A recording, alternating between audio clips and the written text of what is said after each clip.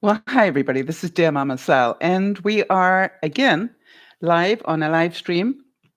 And what I wanted to do is make sure if you're watching this on the replay and it's the first time you've seen one of these broadcasts, I thought I would just talk to you a little bit about how this goes. You'll find at the notes underneath here that it will say from 00 until a certain time.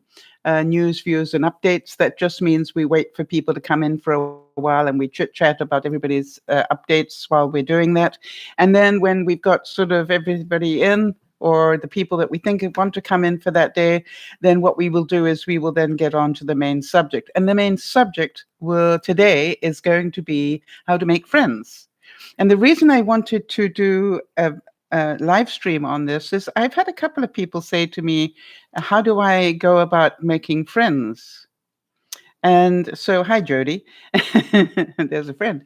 And it was interesting because I thought to myself, maybe we do need to just remind people about how to make friends. And so what I'm going to do is when we get onto that subject, then we are going to talk a little bit about how to make friends and how to get rid of a few if you're trying to get rid of a few.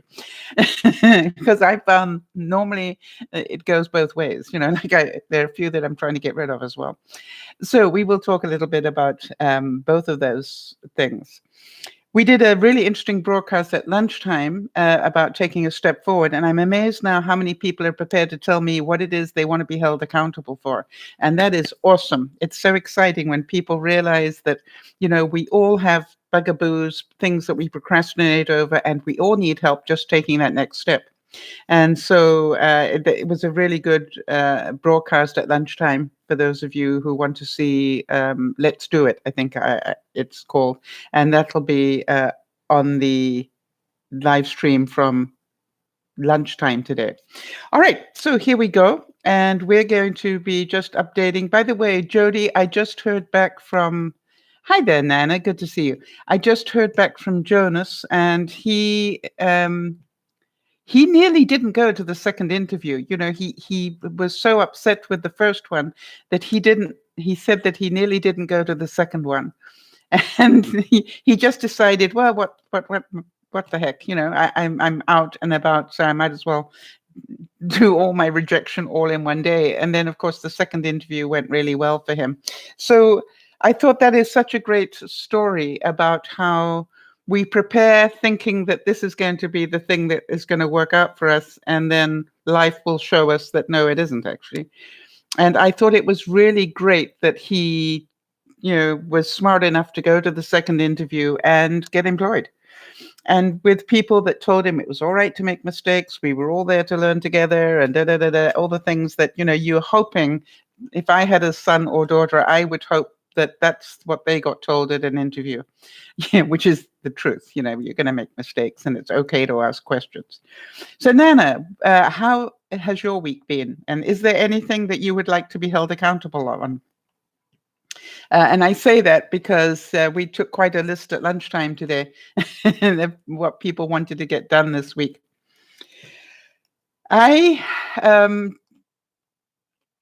Between the two broadcasts, I was quite surprised. I normally take a cat nap on a Friday between the two broadcasts, but today I was so motivated by what we talked about at lunchtime that I actually got myself some lunch, and then actually it was breakfast, but and then I went into my studio and I started sorting out paints.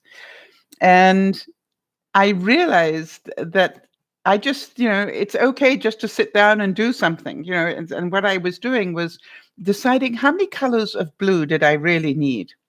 You know what I mean? I have about 25 different colors of blue and I don't use them. So I started decanting all the blues, or not most of the blues, into one blue, which will be my go-to blue for certain things. And then I can add the depth of color and everything else with the new paints that I do. So, but you always need that, what I call that background color. So I've sort of now got pots of pink and blue and a greeny color, and gray, of course, is easy because that's everything that's left. And so I really was quite pleased about that. So Nana, did you do anything creative this week? And I thought I'd just show you what I got up to, because you might like to see this, or show Ali. I actually got to paint these, and they make great holders for my pendants. And it's a toilet roll tube. Right? So I wasn't doing too well yesterday, but I did want to do something creative because I know it's important for my brain. And so I did that, and I was really proud of myself for doing it. So nothing done yet. Okay, but you've been working on a picture. Good. I'm pleased because I know how much you enjoy doing it, and you're very good at it as well. And so I really am encouraging people. The other thing that we're encouraging everybody to do, Nana, and you might want to take this up as well, I don't know if you do it naturally, is to take an hour and read.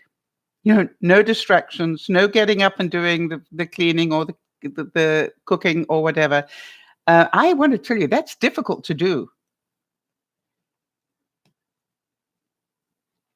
I'm glad to hear that your brother's doing a little better. That's awesome to hear, Nana. So I was explaining that because I knew that Beth was trying to do it, I thought I would also try and do it, and and literally not do anything else, right? Just sit quietly and read a book. And you're saying you do it by audio. But the trick is not to be multitasking. All right. So that's not like I'll listen to it while I am doing something else. This is about actually sit down, do nothing else but listen. Or in my case, actually sit down and do nothing else but read. And I especially downloaded a book, which I've never done before. I actually downloaded a book I wanted to read.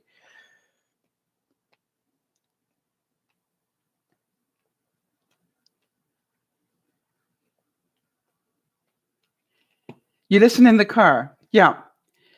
So that's what I'm saying. That's multitasking. Are you saying in the car, not driving, but just in the car, sit in the car and just listen. So the trick is not to multitask, is literally do the one thing for 1 hour. It's very difficult.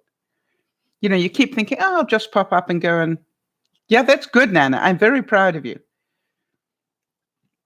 Very proud of you. And, to be able to do that is really takes talent. So very, very proud of you. How's Ali doing? Did she's now into, there are a lot of good books. I decided, because I really respected the man, I downloaded the book that John McCain has just written, and I'm about 20% into it now. In some interesting, if you like history and stuff, it's really interesting, some of the stuff that went on during the Iraq War that he talks about. I just going, wow, I didn't know about that. That's for sure. So but I like to learn things like that. The other thing is, Nana, that we appear to have a group of people now that all are interested in. Yeah, I agree with you. I think that he was really a great man, not just good. I think he was a great man. And, I really respect him. So that's why I wanted to get more of what he's doing and, what he talked about. And for the first time, I've never read one of the books that he's written, except now I want to do that. And I understand that the book that Woodward has written about Trump, called Fear, is already, way out and above a bestseller, and they haven't even released it yet. It's like, this is my second book, and when I finish the McCain one, I'm going to be getting that one, because I bet you that is interesting. And contrary to everything that is said, Woodward doesn't make stuff up.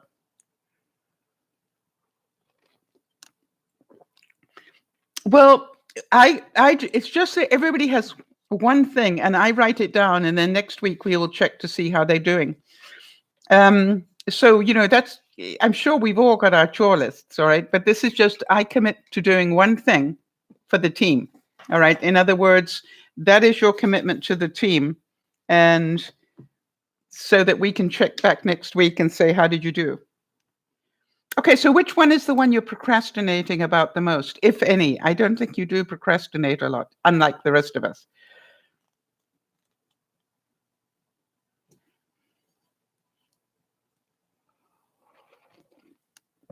Okay, so you do a fall cleanup. That is awesome. So you do a cleanup every season?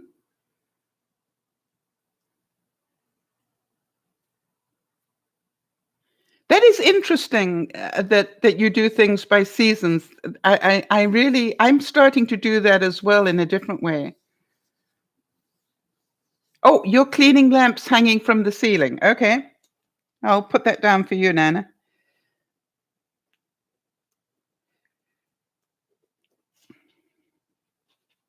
So any lights that are hanging from the ceiling. Right, that's a good one. That's good. It doesn't matter how many. If there's only two, it can only be one. It's like it's something that you need to get done this week. So, yeah. I want to tell you, Beth had this, just sit down and do nothing for an hour. And it was really interesting because she wrote to me and she said, I was reading to Lucas for an hour. Does that count? And I said, that's called integrity. You see, you don't have to tell the truth to me, but you need to tell the truth to yourself. Do you consider that reading to Lucas was what you meant when you gave your commitment to us that you wanted to sit down and do nothing but read for an hour? And I said, only you can answer this question. I can't answer it for you. Well, if you get Rick to do them, I suppose they still will be done. Yeah. That's interesting. But anyway, at lunchtime, we found out that a lot of people, we're all trying to find ways to downsize and save money. And I told a couple of stories, Nana, about I literally took a whole lot of my makeup palettes and things and, took half-used palettes of color and just made one palette. I literally was digging eyeshadows and stuff out of other palettes and recompressed them and everything and just made one palette. So that, it was amazing. And it didn't take that long either. I'm glad that I did it. All right. So you say Kathy Gifford's book is good. I for some reason, I don't know why, Nana, I have never really liked her that much. That's a good idea, right? Old makeup is good to donate to a nursing home if gently used. Yes. So that's a very good thing. I just wanted to take my 10 palettes and turn it into one.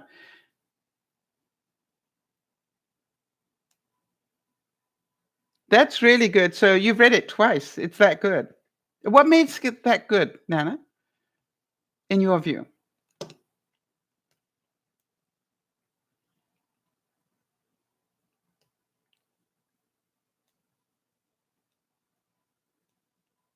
Hi, Erin. Good to see you there.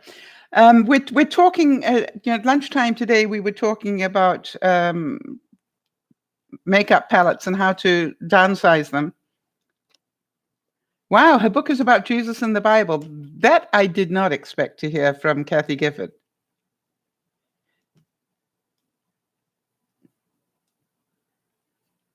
Interesting. So let us know the title of it, because I'm certain a lot of people will be interested then in terms of that. So today we're going to take a time check. Kathy Lee Gifford. Okay. We're going to take a time check at 15 minutes, Jody. Rock the Road and the Rabbi. That's what it's called. The Rock, the Road, and the Rabbi. Okay, that rolls off the tongue pretty well, doesn't it? The rock, the rock, the road, and the rabbi. So we're going to be talking today about how to make friends. And, it was somebody recently asked me about that. How do I make more friends? How do I make friends? I'm not a social person. How do I make friends? And so what I thought I would do is actually get some quotes going from Dale Carnegie, who was the guru on how to make friends and influence people.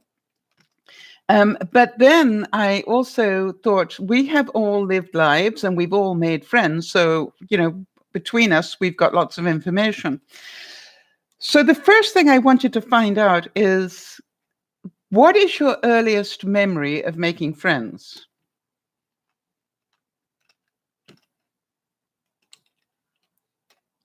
All right. What is your earliest memory of making friends?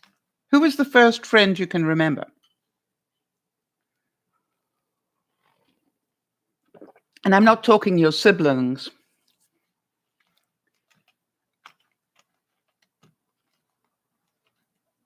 Yeah. And Nana's saying, to make a friend, be a friend. Yes, absolutely. And that means you've got to get out and do something. You're not going to make friends sitting at home. Well, unless you're talking about doing it on the computer. But we're talking about that we have the ability, all right, to make friends, but you need to be out and about and giving yourself an opportunity to meet people. As you said, you can make a friend with almost anybody just by giving them a smile. It's amazing how many people don't realize that. Now, not everybody you meet is somebody that you want to have as a friend. So I think we should talk about the level of friendship as well. You can actually be a friend to somebody by making them smile or making them laugh or do whatever. But we also need to understand their levels of friendship. All right. So Erin's saying her first boyfriend in kindergarten was 5. And then my best friend, who's still my best friend, you met in first grade. Isn't that amazing? Okay, so Nana says that she played with the kids on the street and she can still remember. I'm not going to do the name because that may be private, but she can still remember the name of that person. Okay, so Jody says that her neighbors had 3 girls and I was great friends with them when I was young. We did everything together until they moved away when I was 9. Yeah, I can't remember having friends until I moved to England, and there I would have been older than 4, or I think I was 4 or a little bit older. And so the first friends I can remember was making, it's actually at school. I went to boarding school at 6, if you can believe it. And that's when I can really relate to making friends.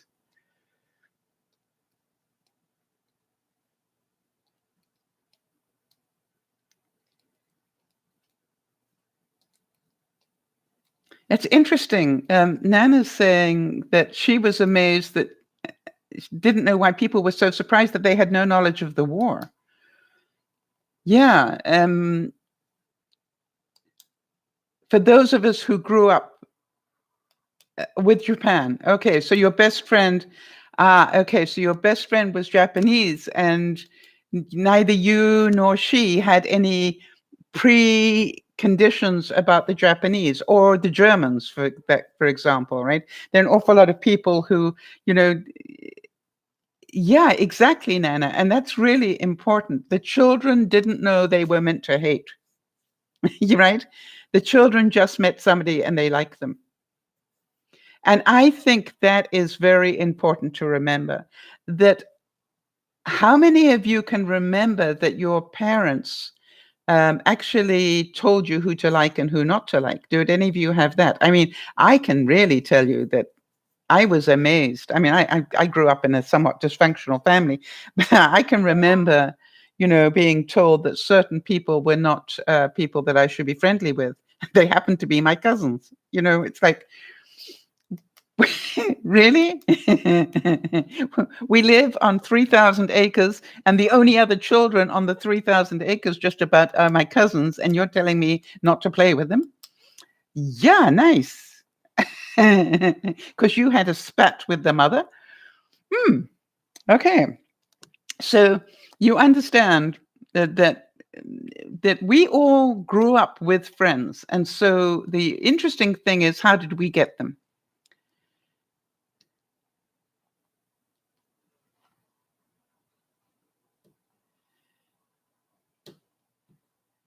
Yeah, and Nana's saying people say the meanest things.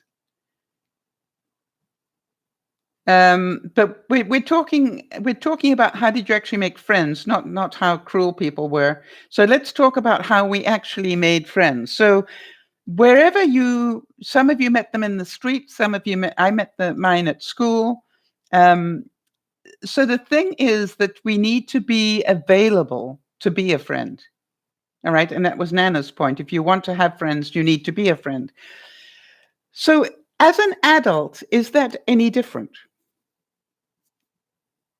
I know a lot of people say to me, how do you feel about, moving to another country and starting all over again? I said, that actually wouldn't be a major problem for me. and and they go, what?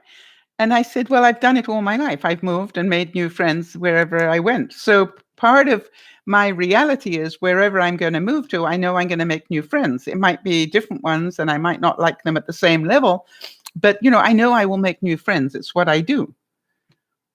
And so to me, it's like I have always had this. I don't know about the rest of you. How do I make new friends? I meet new people. And the other thing that I keep reminding myself, because I find that as you get older, your friendship base gets smaller. And there's part of me that goes, my gosh, I don't have many friends left. And I keep reminding myself, if then your friend base is diminishing because of age and things, then it's time to get out and do something new to make new friends. Does that make sense? So this is like everything else. It's up to us to make new friends. And the way we need to do it is to get out and about. So I thought this was an interesting quote. And that was, the only knowledge that is used sticks in the mind. And I thought that was really interesting. So some people, for example, may choose to go and join a club and learn something new. And in doing that, will make new friends. All right, whether it's yoga, whether it's art, whether it's how to use your computer better or whatever, you're pretty sure that if you go and do a course of some sort, you're probably going to make a friend. I think about Pat, for example, or maybe give a course on something and you will make a friend. Right? So I was thinking about Pat and her quilting. I'm certain she could give so many lessons on what to do to make quilts and so forth. So, but we have to do something, not sit at home and say, oh, it's not fair. Don't make any friends. Yes. So Erin's saying, I think it's harder for people as adults to make friends. Why? I quite agree with you, Erin, but let's all talk about, why is it more difficult for adults to make friends than it was for children?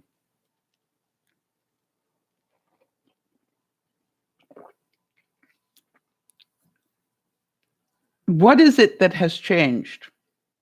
What is it that stands in our way? Good point, Erin.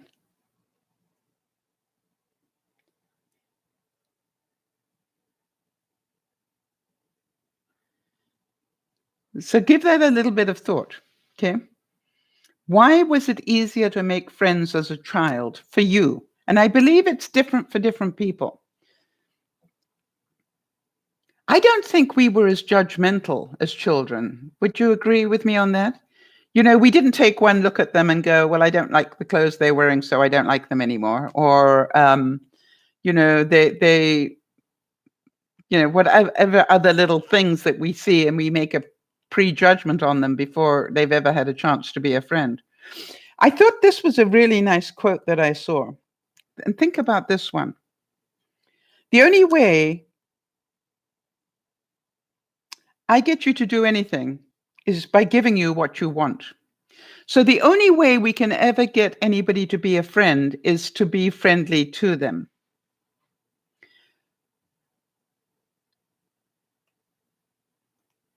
So, question. We have all of us here together, we have all chosen to be friendly. If you think about it, right? And so what is it? What is that? Why did we choose to be friendly? Hi, Beth.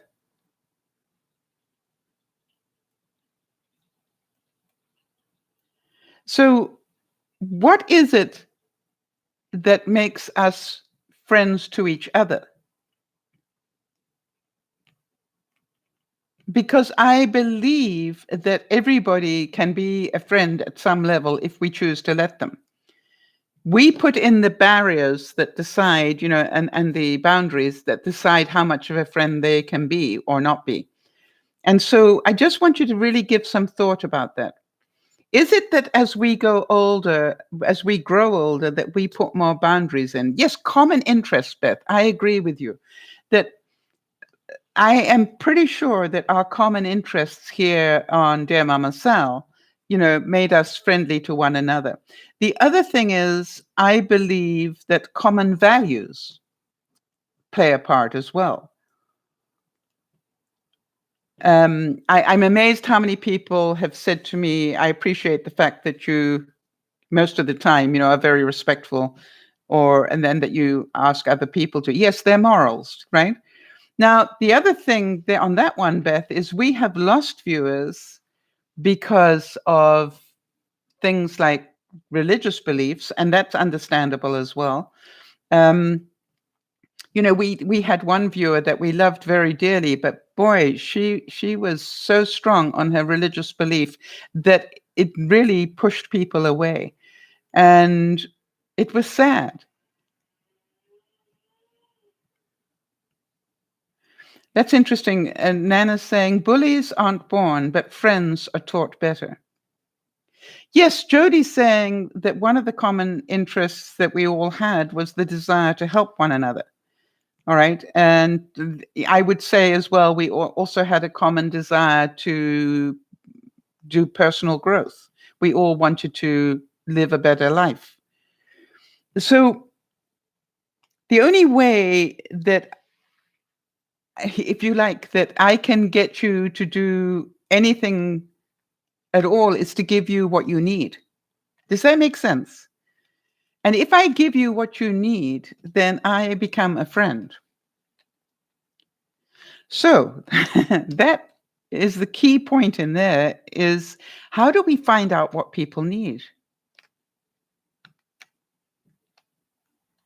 Okay, so Beth's saying, if you can't see other people's views and beliefs and still be who you are, then they have the problem.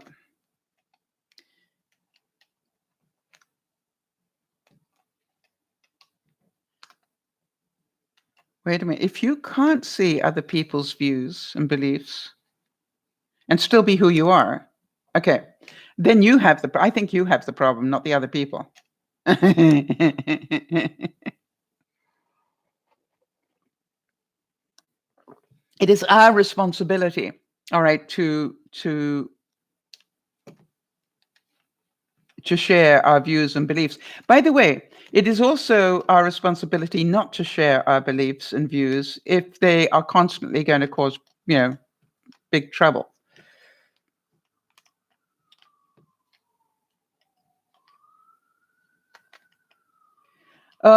Okay, have to, that's a guilt thing coming in there, Nana. So Nana's saying, can I say something? I mentioned about people being mean because somebody was mean to you today. Okay.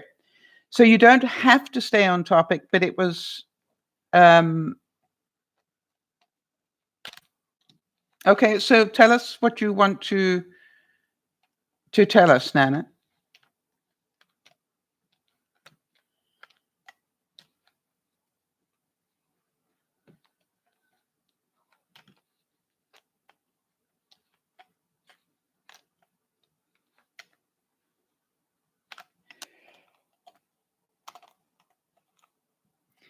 This is a great quote that I love while we're waiting for Nana to write that out. A person's name is to that person the sweetest and most important sound in any language.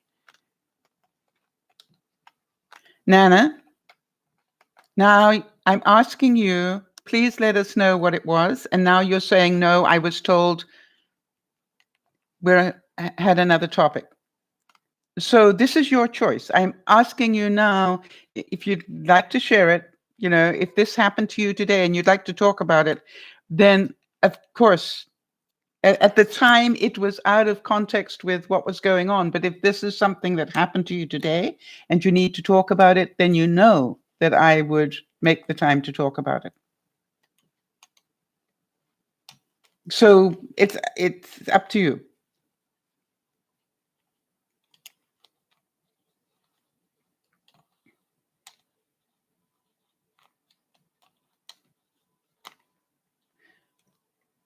So I'm going to, okay. All right. Hi there, Lee. Good to see you.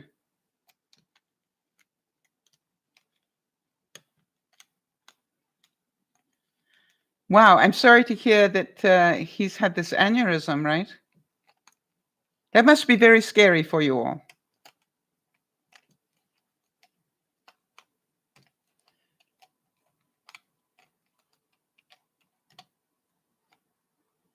Very scary for you all. And, Nana would really relate to that with what happened to her husband.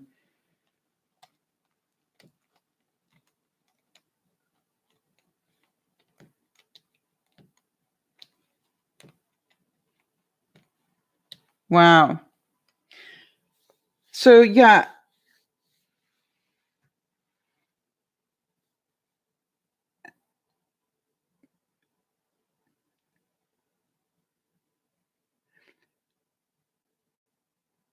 I'm sure you had a little cry. Those things are so scary. And I always remember when Nana went through it, that the amazing thing was how strong she was until she didn't have to be strong anymore. And then she started to cry. And I think that's perfectly normal.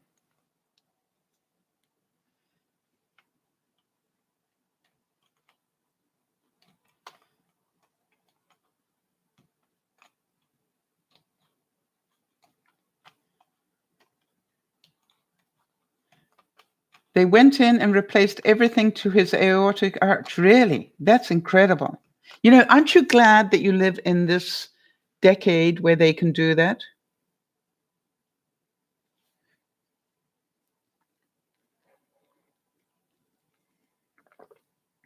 That's what I keep reminding myself of. If this had happened 40 years ago, if this had happened 40 years ago, he might not be alive.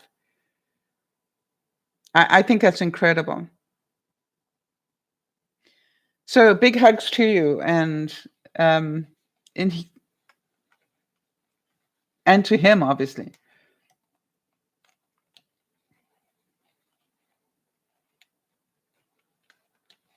And what were the warning signs, if any, Lee?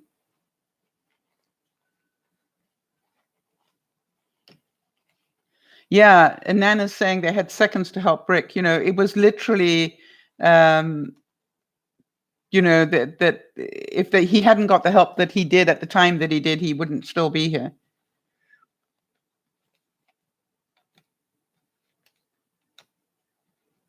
So weakness was the, so don't ignore weakness. If you suddenly feel weak, all right. Was there anything else that he said? I mean, that to me it's really important for us to know, because so many of us, So many of us, think, it'll be okay. It'll be better tomorrow. Yes, Rick had the problem where they took Rick in and they sent him home. And Rick said, that Nana's just reminding me of that one. Yeah, he had a back pain.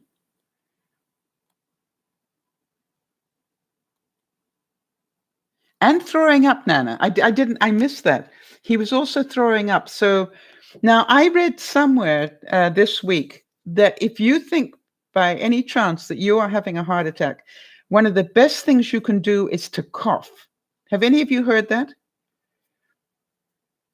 And I don't mean just once. It's really, take a really deep breath and cough. Because that apparently uses so many muscles to do that, that it, can kickstart your heart again, and get it back into rhythm. And I found that really interesting. I'd never heard that before. But not just a, really, so that you can, if you do a cough, so you can feel your muscles move. That sort of a cough, like you got bronchitis type cough. So I thought that was quite interesting. I certainly hadn't heard that before. So very, very sad to hear, but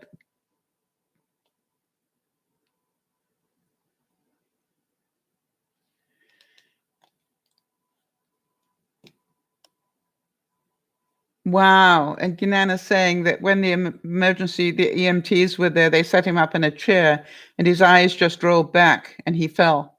Wow. That must have been so scary for you as well, Nana. I'm sorry that you're reliving it now.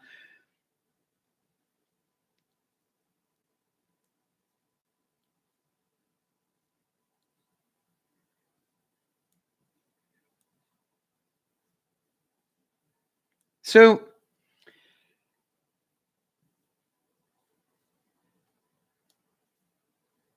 yeah.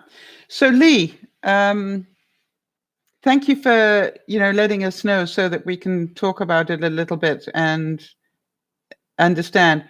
We're talking a bit today about making friends, and I guess there is another place. I don't know if you found this, but I've actually made friends in the hospital when I've been the person looking after somebody. Have any of you done that?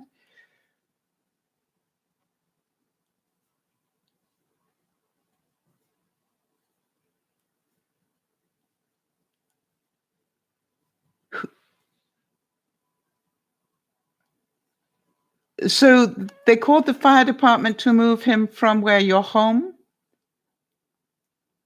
Nana?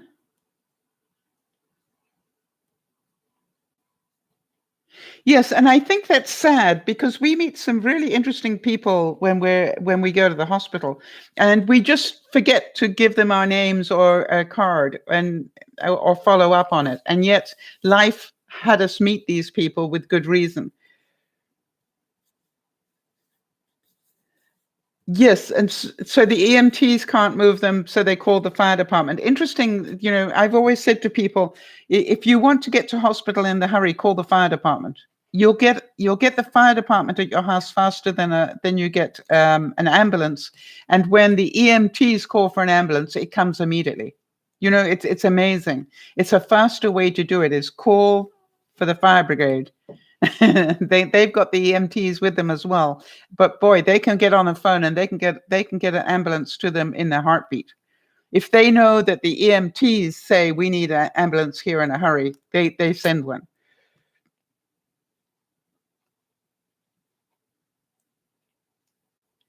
Yes. Okay. So Lee's saying, as a matter of fact, when Scott was in the ICU, there were 3 families and we all became friends. The thing we had in common was we all had the same cardiologist.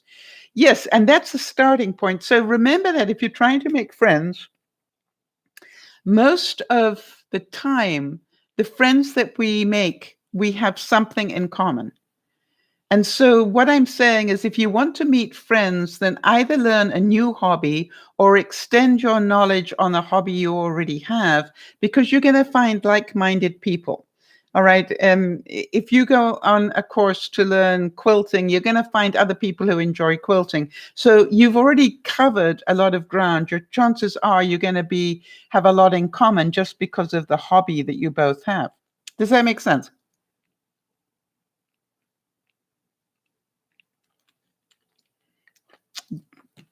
No, I didn't read it that way, Lee. So here's the point. The person's name is the sweetest and most important sound in any language. I get laughed at a lot when I do these leadership things with young people. I will actually stop them every time I hear, well, you know what she said, meaning me. I'll go, I don't know if you know, but I have a name, and my name is Sal. And when you first say it to them, they sort of look at you like, well, yeah, really? By the time I've said it to them 20 times over the course of a couple of days, they get it. I'm not she. I have a name. And I don't know if you've noticed, but I try very hard on the broadcast to make sure that I call people by their name. Because I know how important that is. So if you want to make a friend, make sure you know what that person's name is. Now, I don't know about you, but you'll have people who say, oh, my name's Patricia, but you can call me Pat if you like. And I will always say, which do you prefer? Because it's amazing how many people you meet who hate having their names truncated, shortened. You meet other people who love having them shortened. And so it's really, and they say, oh, I don't mind. And I go, yeah, but if you had a choice, which one would you like to be called?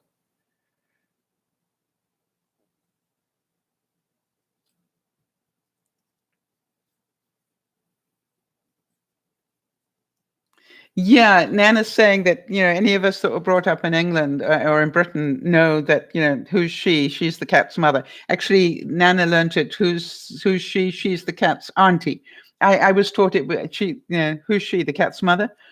So we grew up with that. That was one of the ways that we were brought up in England. So just remember that people's names are important to them. Now, my problem is that I have spent my time on DearMamaSal calling Nana Nana. When I see her, and I do know her in person, when I meet her in person, I still call her Nana. Because to me, that's who she is. Right? And so that is who she's always been. Now I've got she does, yeah, she does. Who's she?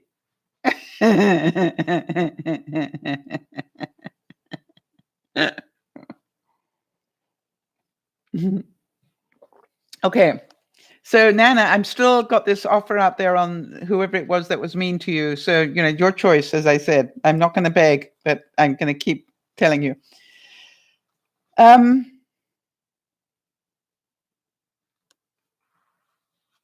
I've also found that a lot of people love to tell you about their... No, just type it, because I will just talk until you finish typing it, Nana. That's all I'm doing is filling the time in the meantime.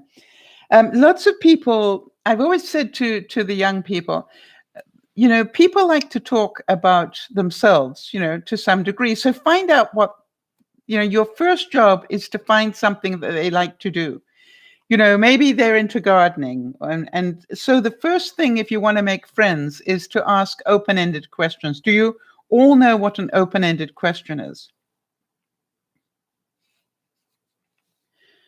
And to me, an open-ended question is so important because it doesn't get answered with a yes or a no. All right. An open-ended question is one where you call for more information. So did I hear you say you're a gardener? What sort of gardening?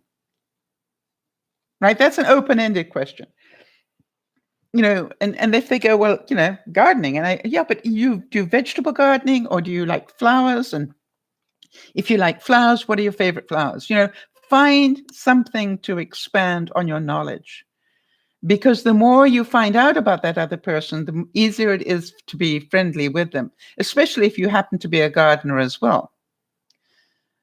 So I think about, for example, Nana, when she moved to her new house, one of the things that she sent me a lot of pictures on is what she was doing with her. She had these planter boxes. And I found that fascinating, Nana, because, it's like, who doesn't want to know, if you move to a place, how do you get an instant garden? And you did such a great job of creating this wonderful patio with the planter boxes.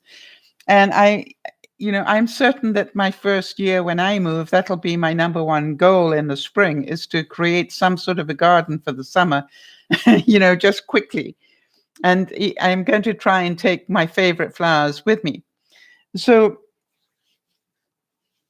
to me, it's like the way we make friends is to let them talk about what they enjoy. All right. So I would say that most of us are too busy to find new friends. Would any of you agree with that? Because finding new friends takes time.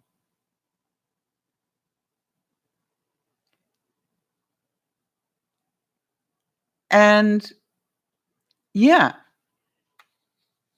So Beth, one of the reasons that I said to you, you might want to get out of the house and go do your reading somewhere else, was so that you would have an opportunity to meet new people as well, just because you're out and doing something different. Yes, so if you are busy or not motivated enough, that means you don't really want to make new friends. Does that make sense, Jody?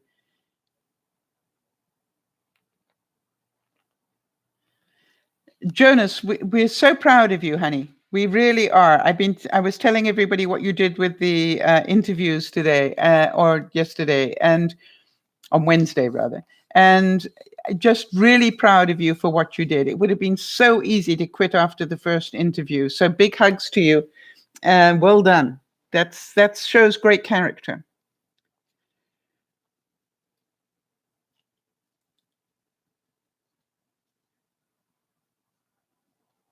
All right, so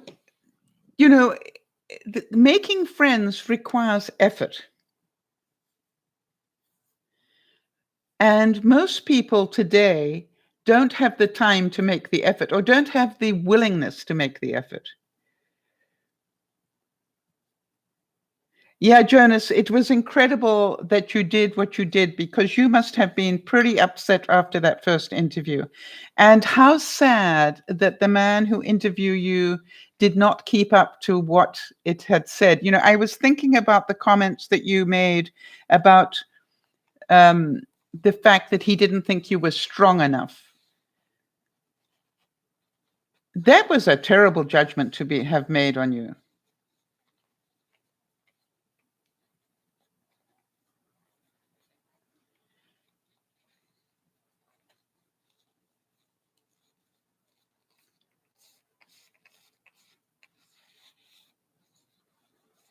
You sent him a strongly worded email. I don't know if I would have recommended that, but if you did, okay.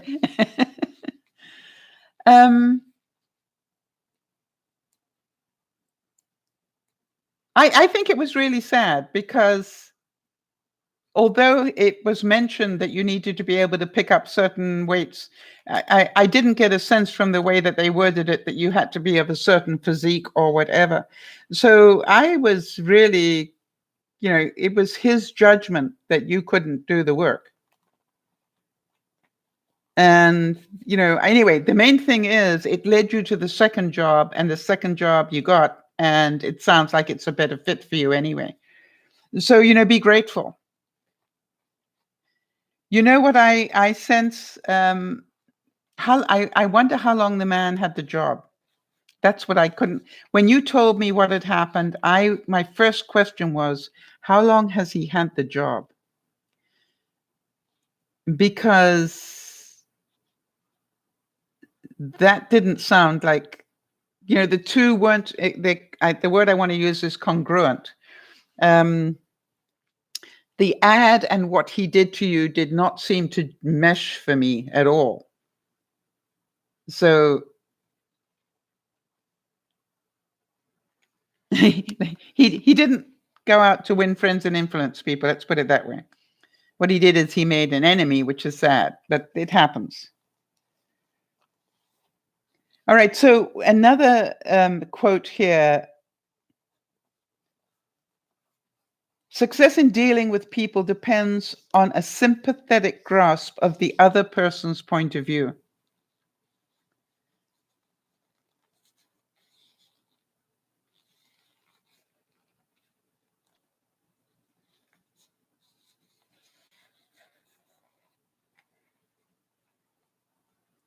All right. So how many of you agree with that one? All right. Success in dealing with people depends on your sympathetic grasp of the other person's point of view.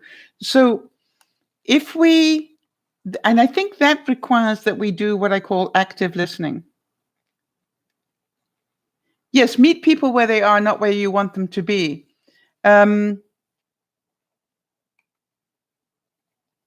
But the other thing is, and I have to say that, which is you cannot always be totally in tune with where they are, all right, until you start talking and find out the different things. Nana, I saw your comment about when I had offered to come and see you after Rick's thing happened and you were too busy.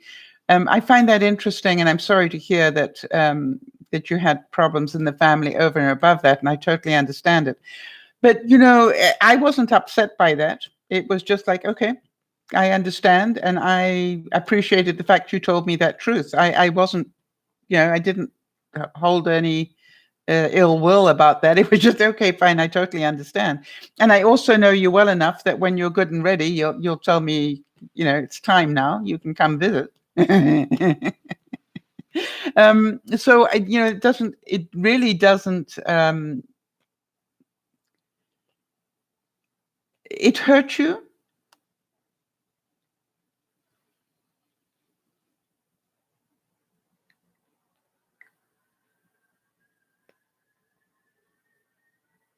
What hurt you, Nana?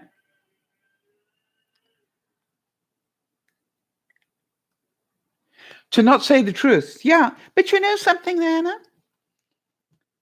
You had more than enough on your plate, and and the other thing is you didn't want to discuss it, I'm sure. And that's understandable. All right. So, to me, that's like, I don't take that as, as a major thing at all.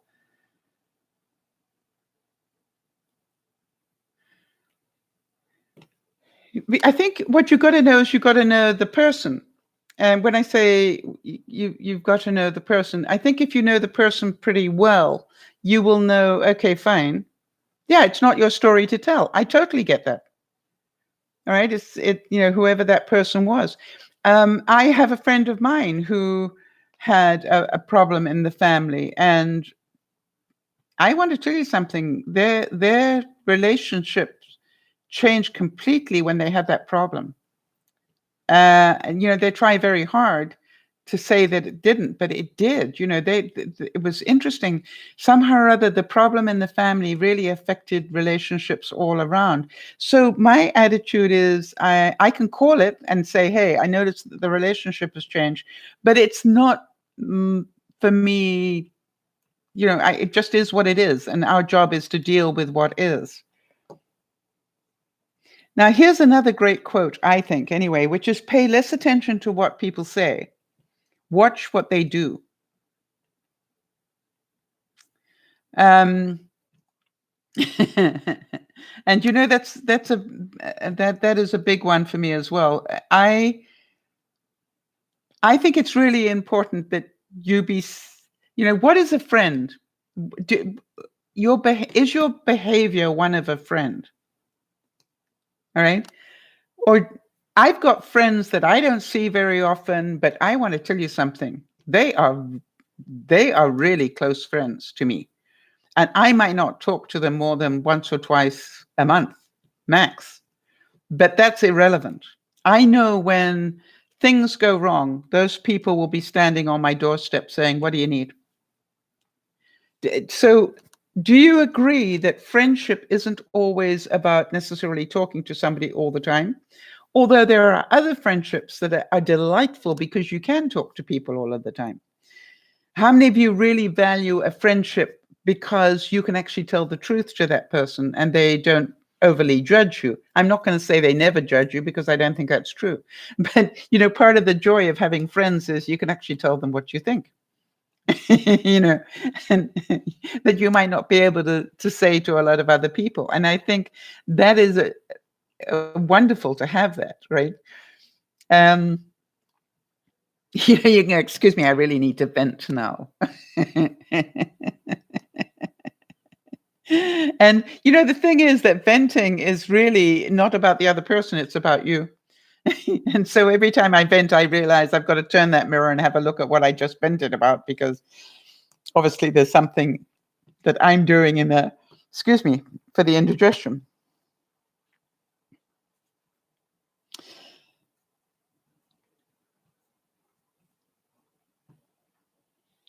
This is a quote that I really need to read a couple of times. There's only one way to get the best of an argument, and that is to avoid it.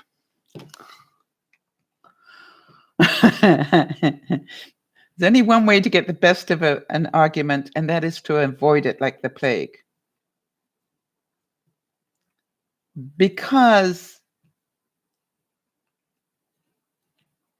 in proving yourself right, you normally end up doing yourself harm. Have you noticed that?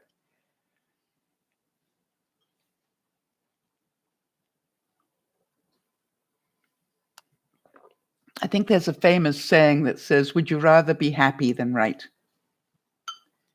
And so sometimes when people say the most incredible things, it's hi Jamie, it's okay to say, "Oh, I hear you. It's interesting that you say that," and leave it, even if you totally disagree. I just actually today I just went online, and because I wanted to get some quotes from Dale Carnegie. I have different places where I get the quotes for these broadcasts. It depends what I feel like talking about. Um, I on Sundays I read from this book because I love the quotes in here, and we're nearly finished, by the way. At lunchtime today, I was doing some quotes from Wayne Dyer. So the world is full of wonderful quotes that we all can think about and learn from. The only thing is, from my experience, though, is that Lee, you can hear the same quote 20 times, and the 21st time you go, "Oh, now I get it." Have any of you done that?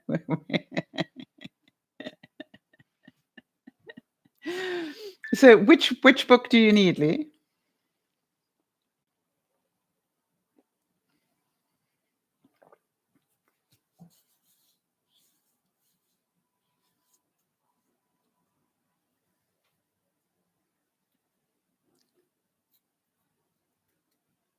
So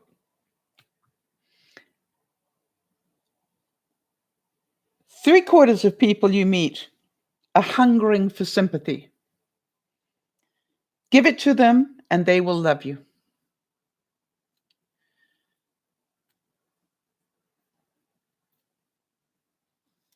All right?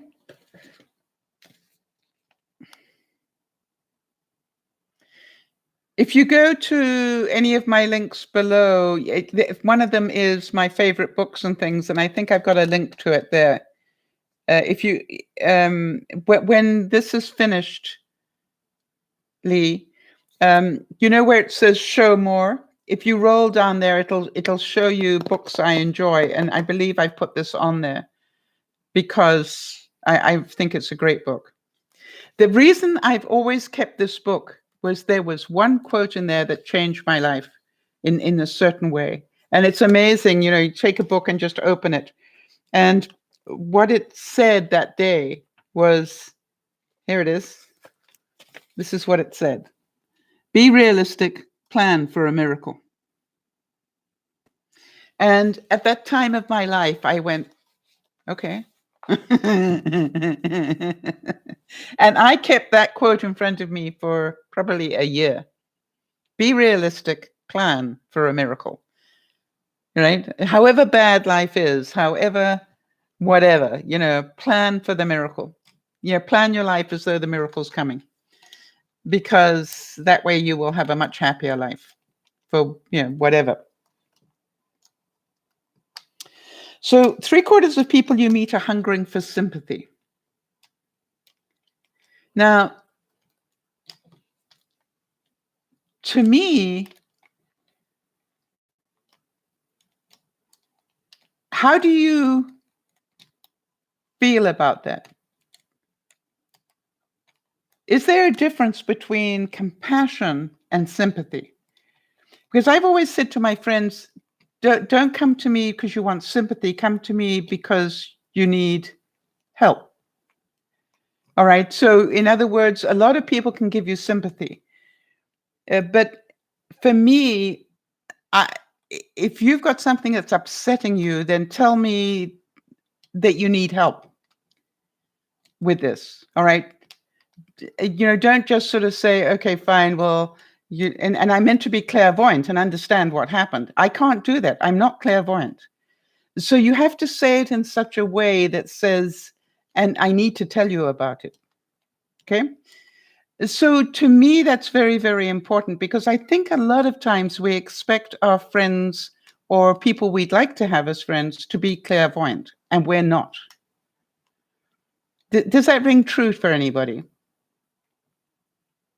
We've got, for example, a couple of viewers that are inclined to sort of throw out the bait and hope that somebody's going to bite on the bait. And I won't do that.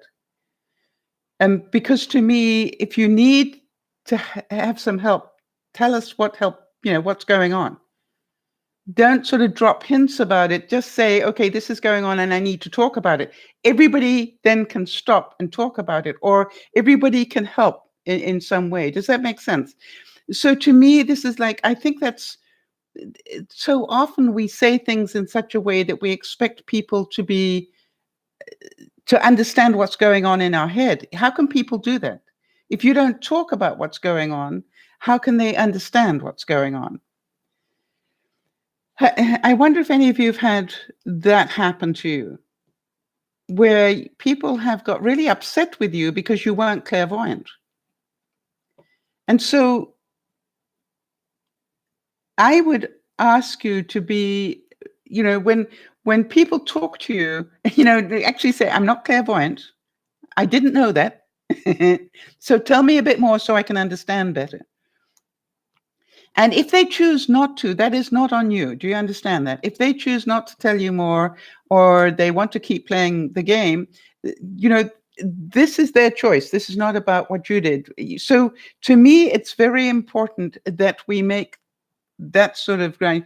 We've got one viewer that does it all the time. And literally, I started off getting caught with it, and then now whenever she comes on, I will actually say, I'm not. Let me know if you want to tell me, but I'm not going to beg. So, have you had that happen where it's like, and this is not about Nana, by the way, in case Nana's running with this. I don't mean Nana. This is about somebody else, and it's like I don't want to have to beg to get the information. If you don't want to tell it, that's fine. But don't drop the hints and waiting for people to ask 21 questions. Tell us what's going on. Or you're not ready, and that's okay. And, I think it's really important that, yes, people are hungering for sympathy. And yes, they will love you if you give it to them, but sometimes they need a 2x4, not the sympathy. That is my view.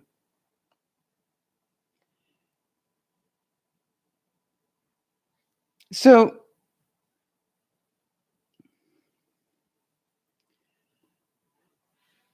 how many of you ask yourself when something's going on, what's the worst that can happen? And then prepare to accept that. And then proceed to improve on the worst. In other words, with this move I'm doing, what's the worst that can happen? I can do all of this. I can wait all the way to March. I can make the move and find out I hate it.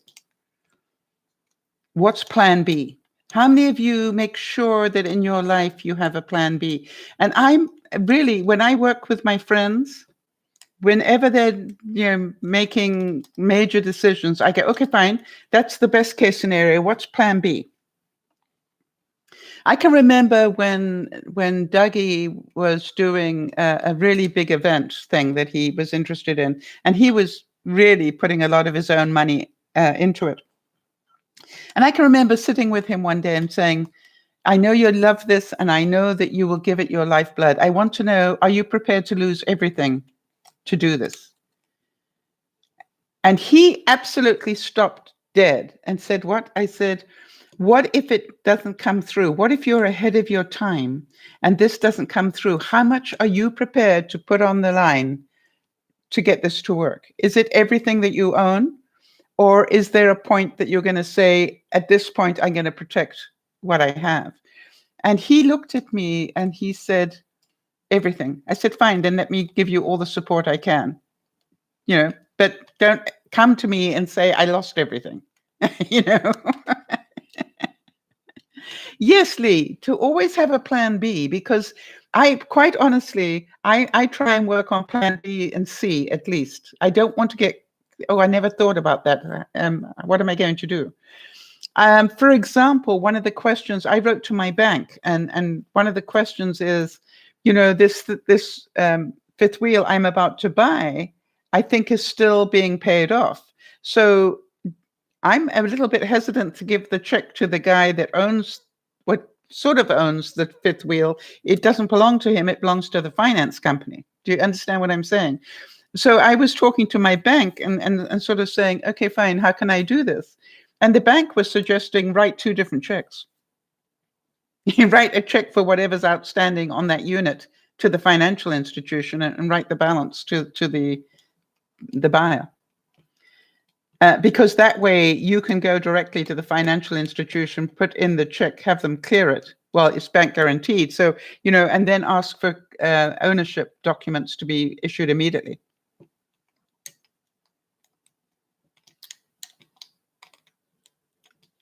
It is not, yeah, I guess you can, but I already know the financial situation on this.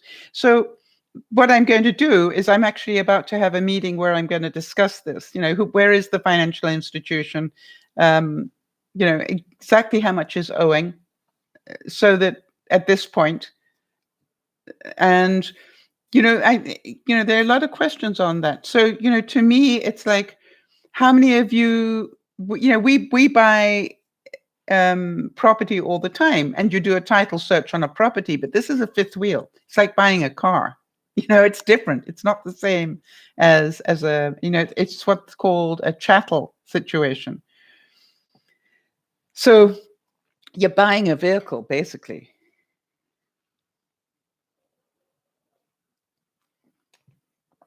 So it's a very interesting point. Now, here's a nice quote. Happiness doesn't depend on any external conditions.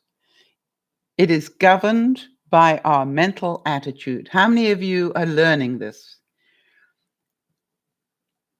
Other things don't make you happy, right? How many people know really miserable people that are very rich? How many of you know very happy people that have little to nothing? So happiness doesn't depend on the external. Happiness depends on, how do you live your life every day? Do you live your life to the fullest every day as best you can?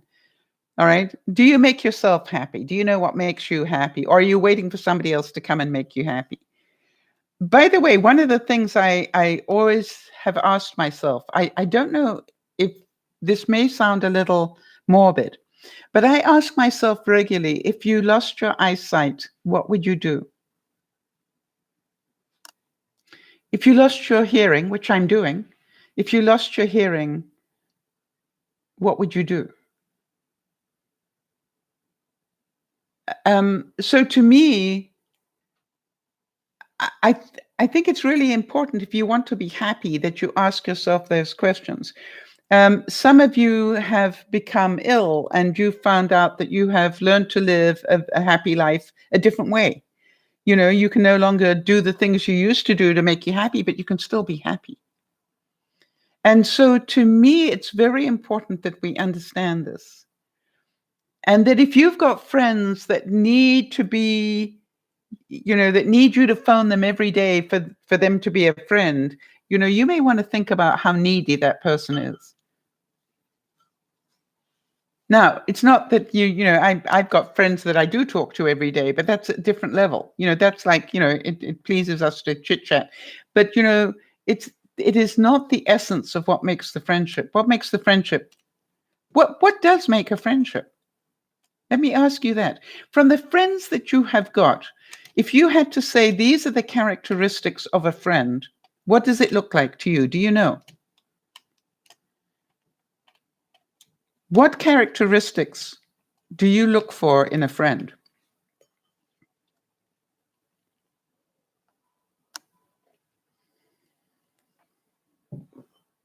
And that can be a spouse. Because I'd like to believe that for a lot of people, their best friend is their spouse. What characteristics do you look for?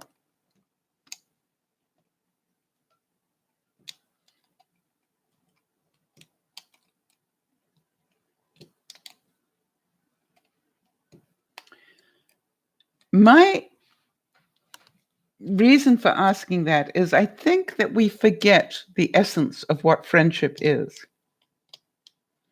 Because I think it's very different for different people. Right. So Jodi's saying integrity, authenticity, and humor.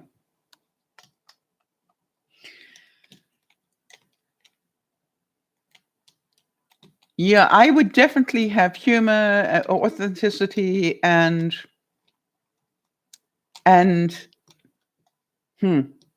what's the other word? Depth. If I say depth, do you know what I mean here? I love people I can discuss things with. If you're going to be friends with me, then I don't just want to talk superficial stuff. My close friends, we talk we talk very honestly and and to a great depth. I was saying that at lunchtime, that one of the things that Dougie said is that it's amazing how few people can talk more than superficially these days.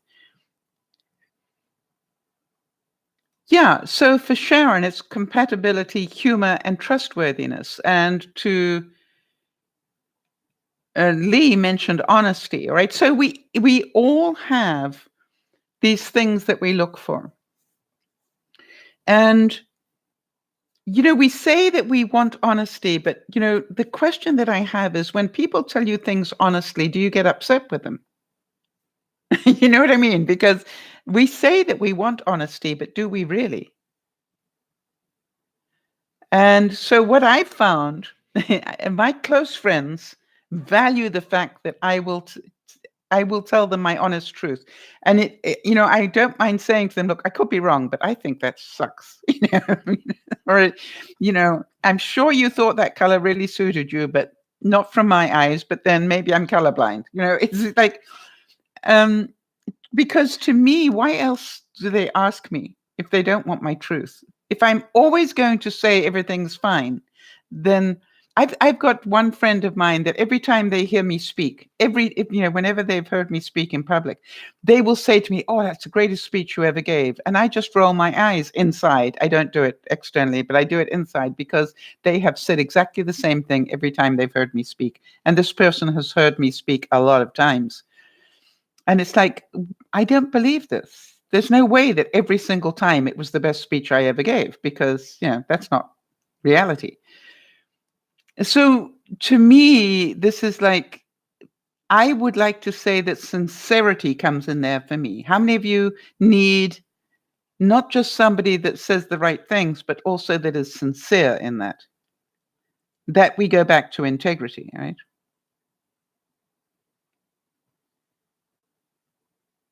Right. And so, yeah, Nana, it's right. And I think that people respect you for that, right? Um, and so when people ask me for my opinion, I say, "Are you sure you want it, or do you just want me to be polite?" Because I can do either version. you know,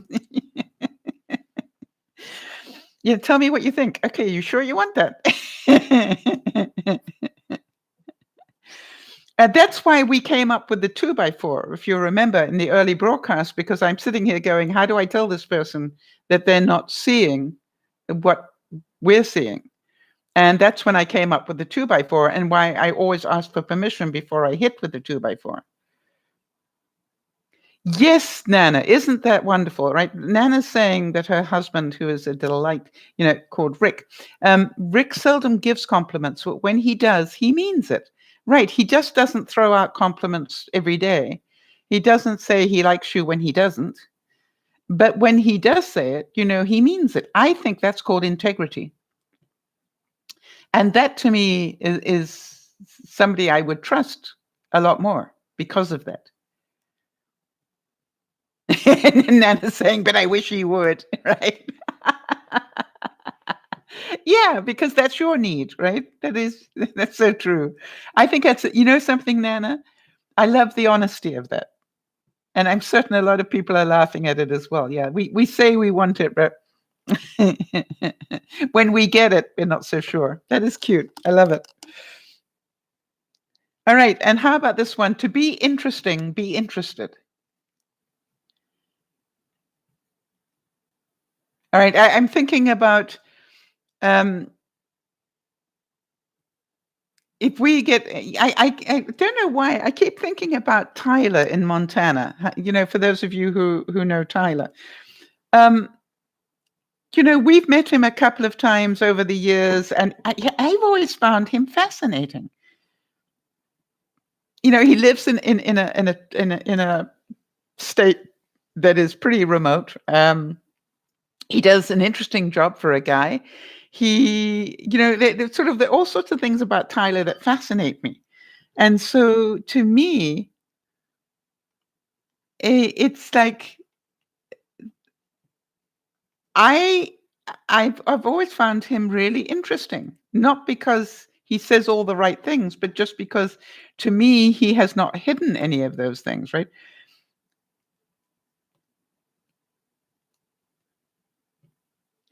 Lee's dream is to live in Montana. What stops you, Lee?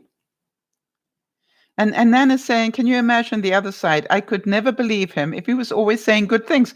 Exactly.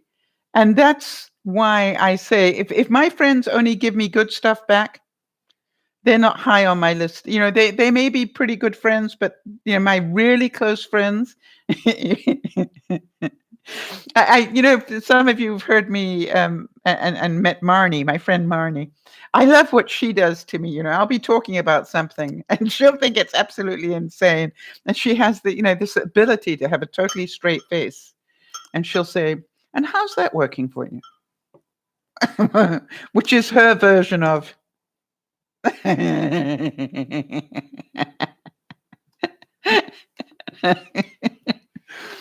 Um, or I will say, actually, not so well right now. And she goes, really? That's surprising. But we have that sort of relationship. Yeah, how's that working for you?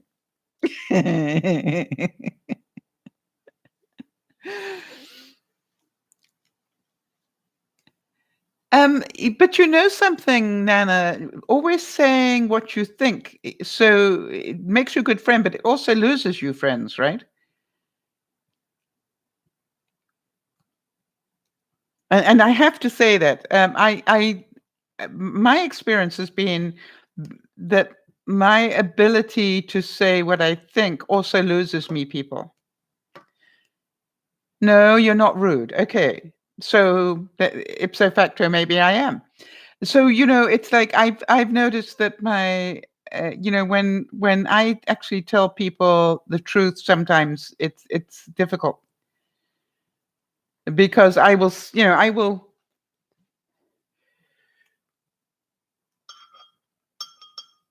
Are you rude to me? Nana, no, I don't think rude. There have been a couple of times where I've raised my eyebrows, but I don't think you're rude. No, that would not be what I would call it at all. Okay, so Lee's saying that her husband's health, her aging parents, and the gumption to do it. Is it on your bucket list to do later in your life, Lee?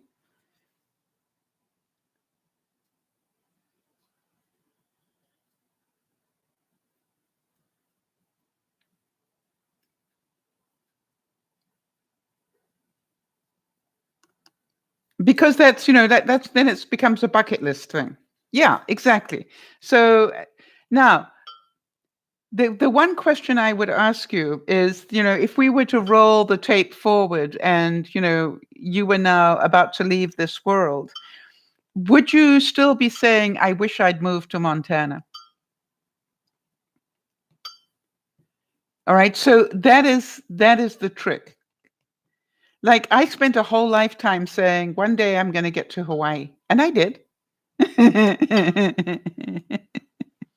All right. It's like, I kept it on my bucket list. It was like, I've never been to Hawaii, but I'm going to go. And I still want to go to Belize. Isn't that funny? I don't know why, but I'd like to go to Belize. And so that's still on my bucket list. And I've actually even checked out um, to see, how much will it cost me to go there after I've sold the house. I reckon sell the house, spend a year getting used to the trailer, and then go to Belize. Just take a cruise and go to Belize. That's part of my planning forward. I plan forward as much as I can, right? So you're saying you wished you'd moved closer to your kids. So can you still do it, Nana? Yes, isn't that the truth? Oh, Nana, I love that. Nana says as an adjunct to that, but they have no roots. They will just move and leave me there. Oh, isn't that the truth? Yeah. So you're right to do what you need to do for you. Mm. Mm. Trying to get to the foam here. Yeah, I think we spent a lot of time trying to live our life for our children when really the children just want to live their own life. And it's sad. I'm now going to make a plan. This is plan B. I'm going to get my foam out with my lipstick. Mm, good stuff. Now, this is a really cute one if you want to make friends. I love this. This says, if we know that actions speak louder than words, a smile says, I like you, and I'm glad to see you. All right. How many of you know that you can make more friends with a smile than you can imagine?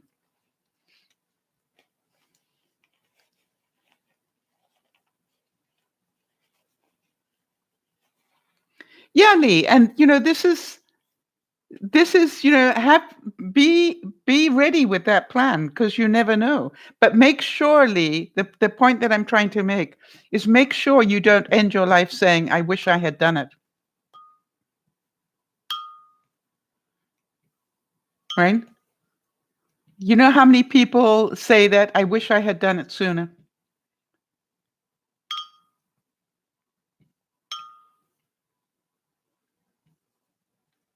Yeah, Beth saying she's never moving from her daughter, right? Because that's, that. So, but part of it is, how can she ever live her own life if you're always that close? One of the greatest things I ever did was I didn't just leave home; I left the country, and I learned how to survive on my own. Now, I understand that different people have different needs and different values, but I still think the best thing I did in terms of self-sufficiency was to leave home and to leave the country. Right? This is like, okay, I guess I can survive on my own. But I had to prove it to find out. Oh, we're done. You talk to your daughter 3 times a day. Really? Okay, so how many of you talk to your children a lot every day?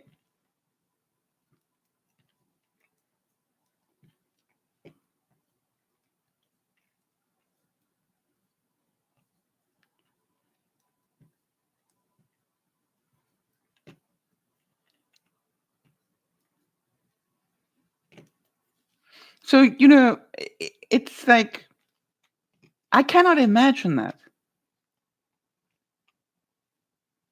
I guess because I never lived that, Beth. I never had that in my lifetime, right? I was lucky if I heard from my mother once a month,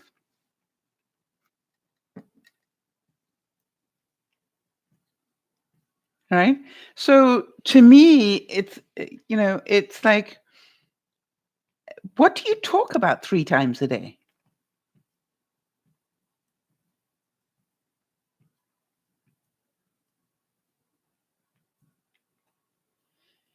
Yeah, like, and Jodie's saying that her husband speaks to his mom once a week, right? That to me makes sense. Yeah.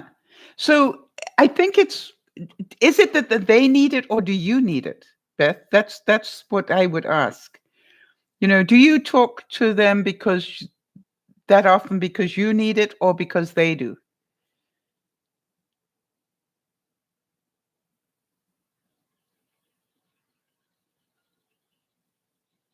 Right. So you speak to her 3 times a day. They call you. You don't call them.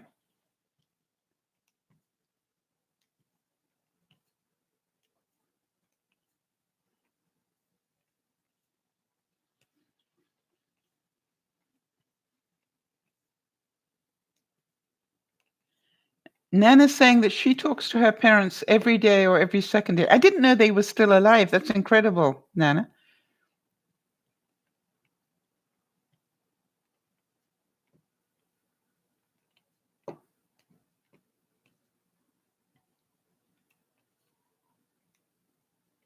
So, it depends how you've organized your life, how you grew up, right? Those are all influencing factors. I don't think there is a right or wrong way. And Beth's saying that she also takes her daughter to work and she takes her grocery shopping. It's like, yeah, you talk to her quite a bit. Nothing wrong with being close at all. No. I quite agree. There's nothing wrong. I have friends that talk to their mum every day as well.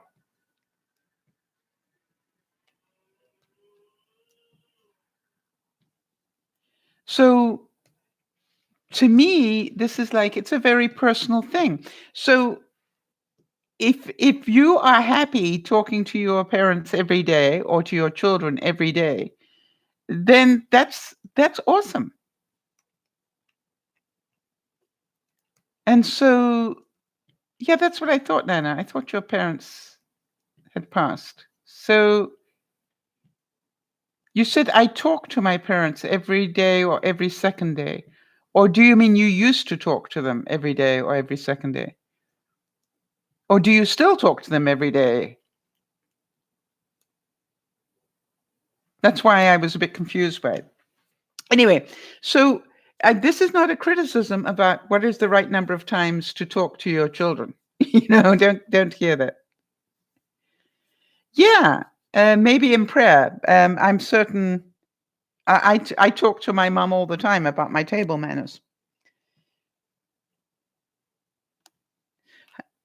How about this one? I think this is very relevant in today's world that it raises one above the herd and gives one a feeling of nobility and exaltation to admit one's mistakes. I always think of John McCain in that because I think one of the things I loved about John McCain was that he was always prepared to talk about when he messed up. And I loved him for that. But it never stopped him from doing what he thought was right. Yeah. Beth's saying she talks to herself some days. Yeah. I think we all fall into that trap.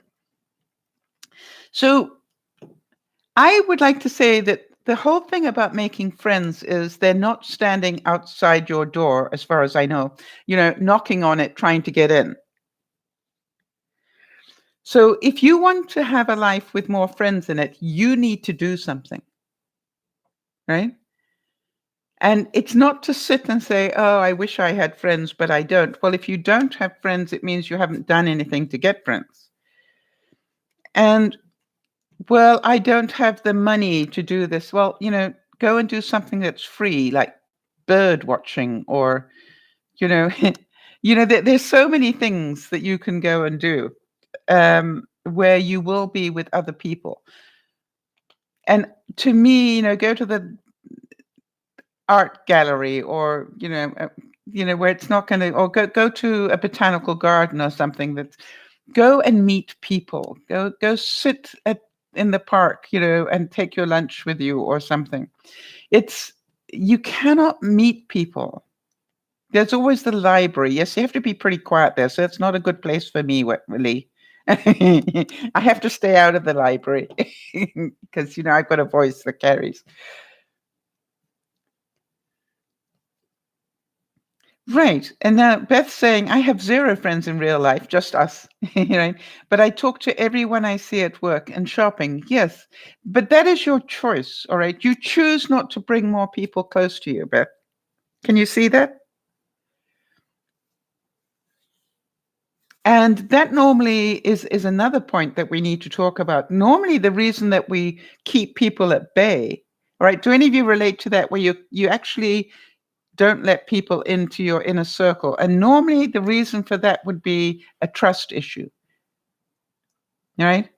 That you've had people come in and they've stomped all over your heart or your values or whatever. And now you've learned, okay, fine, you don't get past, people don't get past this wall here. And yeah, I like it like that. It's okay, Beth, right? I don't think the number of friends you have determines what a sort of person you are.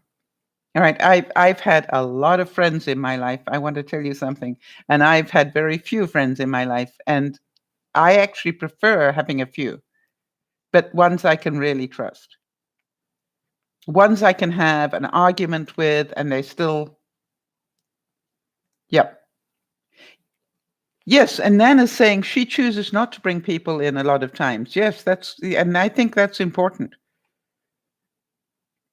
It's very hard to trust people. It is. Especially if you have been stomped on by people on a regular basis. And how do you learn to trust people? You have to be able to give them some trust. And that's the difficulty. If you want to have people that are trustworthy, you're going to have to give them something to find out if they can handle it. Yes, Beth, you found out that you love talking to people and making people laugh. But there's part of you, I think, Beth, that is performer. Because I also think you like to be able to turn that off and be quiet on your own. So there's part of you that can perform that deed. I call it the performer. And people always are amazed that I can perform, but boy, when I unplug out of performer, I can be very quiet and very different. And it's not that they are both part of me. I have both parts of that personality.